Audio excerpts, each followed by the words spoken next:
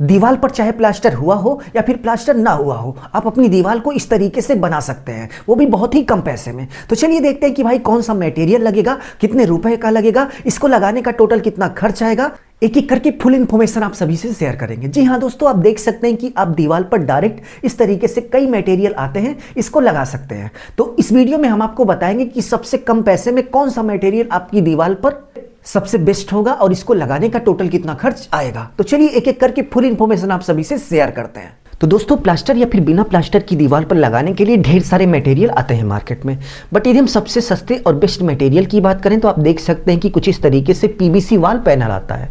यहाँ पर देखिए पीवीसी वॉल पैनल लगा हुआ है और इस दीवार का लुक आप देख सकते हैं कि भाई कितना जबरदस्त दिख रहा है। ऐसा लग रहा है कि भाई जैसे वुड का कोई फिनिश यहाँ पर किया गया है। तो यदि आप भी अपनी दीवार को इस तरीके से पीवीसी वॉल पैनल से बेस्ट बनाना चाहते हैं, बहुत ही अच्छा दिखाना चाहते हैं, तो भाई वीडियो में लास्ट तक बने रहिए, जिससे आपको अंदाजा लग जाए कि भाई इस तरीके से दीवार बनाने में टोटल लेबर मटेरियल सहित कितना खर्च आ जाता है। तो चलिए टॉपिक पे आते हैं और देखते हैं कि PVC wall panel installing rate 2025 यानी कि 2025 में यदि आपको दीवार पर इस तरीके से वॉल पैनल लगाना है तो आपका लेबर मटेरियल सहित टोटल कितना खर्च हो जाएगा। तो यहाँ पर हम भाई एक छोटा सा एग्जाम्पल लेंगे। हम मान के चलते हैं कि हमें 10 फीट बाई 10 फीट की दीवार पर इस तरीके से वॉल पैनल लगाना है। तो 10 फीट बाई 10 फीट की दीवार पर इस तरीके से वॉल पैनल लगाने में टोटल लेबर मटेरियल सहित कितना खर्च हो जाएगा। तो सबसे पहले यदि हम दीवार के लेंथ की बात करें यानी कि लंबाई की बात करें तो 10 फीट है। नेक्स्ट दीवार की हाइट की बात करें तो दीवार की हाइट 10 फीट है, क्योंकि 10 फीट बाई 10 फीट की दीवार में टोटल कितना खर्चा होगा पीवीसी वॉल पैनल लगाने में, यही हम यहाँ पर देख रहे हैं।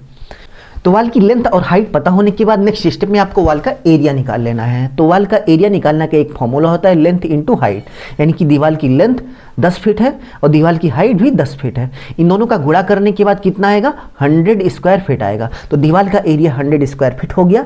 नेक्स्ट आपको ये पता होना चाहिए कि भाई PVC wall panel installing rate, यानी कि आपके एरिया में PVC wall panel installing rate क्या चल रहा है। तो जब आप मार्केट में जाएंगे तो आपको एक से बढ़कर एक रेट देखने को मिलेगा, बट यदि हम यहाँ की बात करें तो यहाँ पर भाई 50 रुपए पर स्क्वायर फीट से लेकर 60, 70, 80 रुपए पर स्क्वायर फीट तक एक से बढ़कर एक पीवीसी वॉल पैनल मिल रहे हैं।